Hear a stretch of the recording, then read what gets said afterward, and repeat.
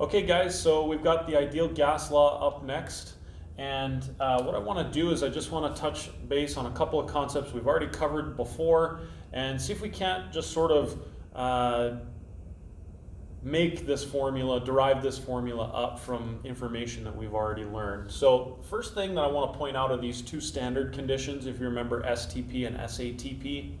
These are found in your data booklet, and I've written them up here on the board as well, but these numbers here we haven't really touched on very much.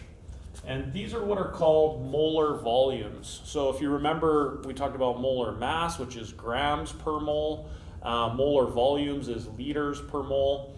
And if you remember from our previous lesson about the law of combining volumes, what we learned in that video was that every gas, doesn't matter what it is, if you have 1 mole of that gas, it is going to occupy a certain volume, volume X.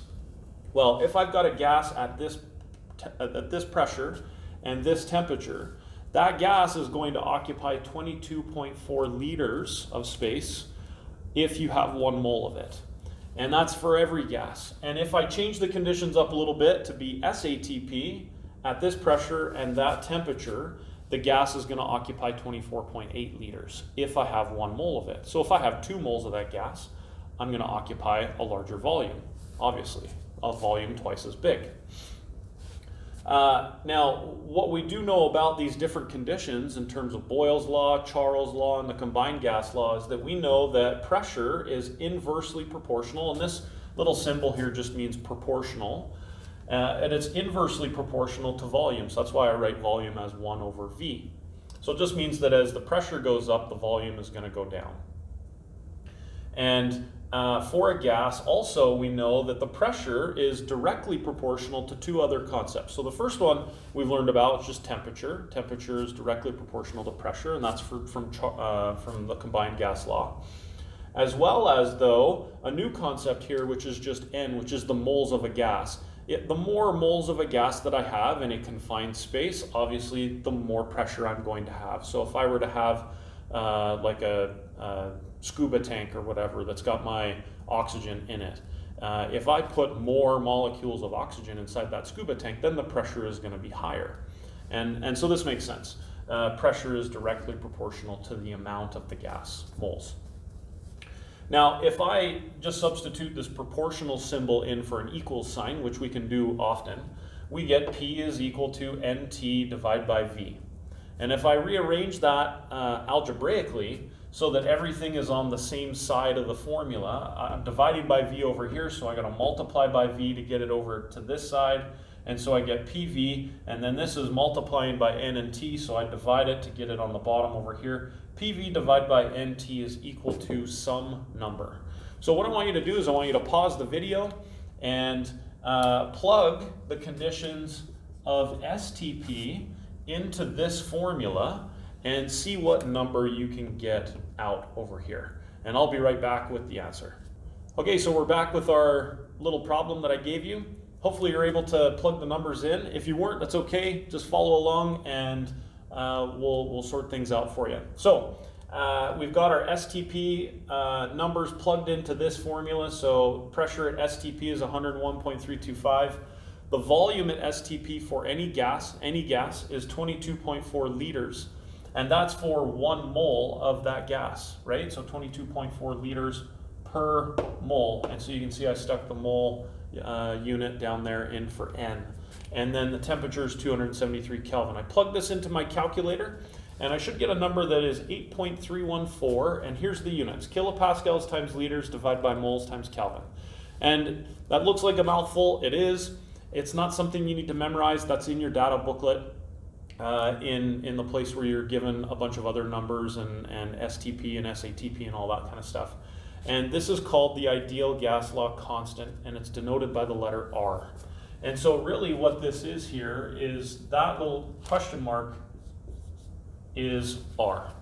And we can rearrange this formula so that we don't have any fractions, that we've just got everything on the top, because we like to do formulas that are like that. They're easier to manipulate.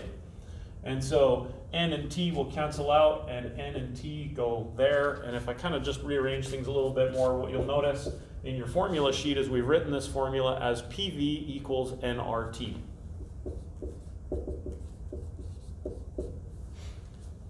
And so this is the ideal gas law right here, this formula. And so in the next clip, I'm gonna do a couple of examples for you guys to just show you how this formula works and get you on your way.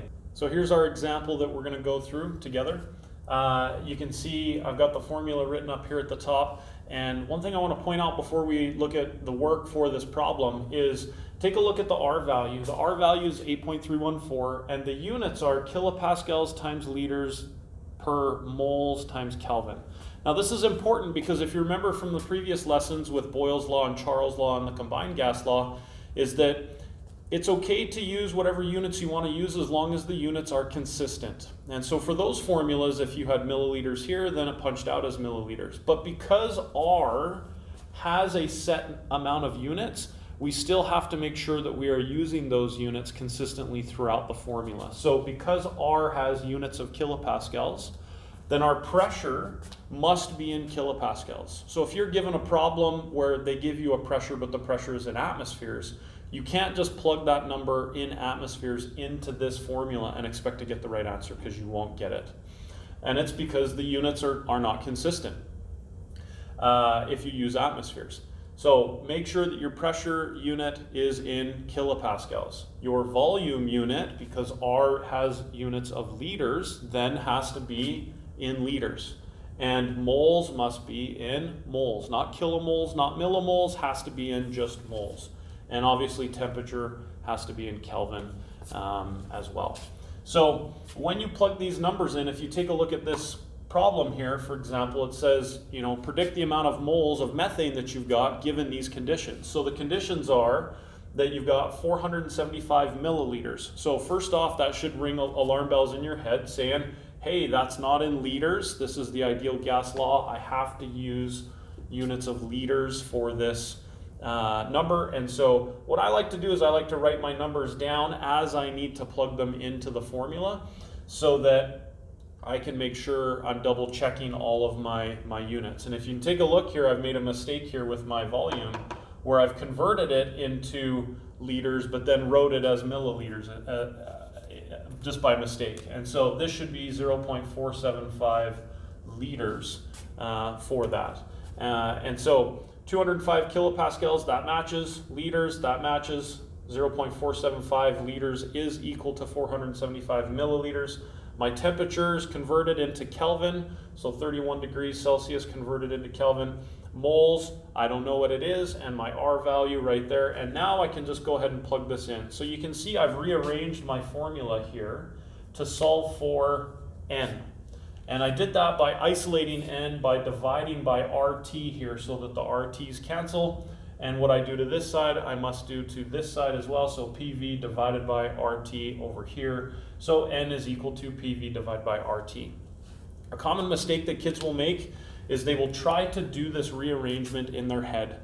And I see many, many times, this is one of the most common mistakes I see in all of Chemistry 20 course, is that when kids go to write this formula, they will write it as N is equal to RT divided by PV.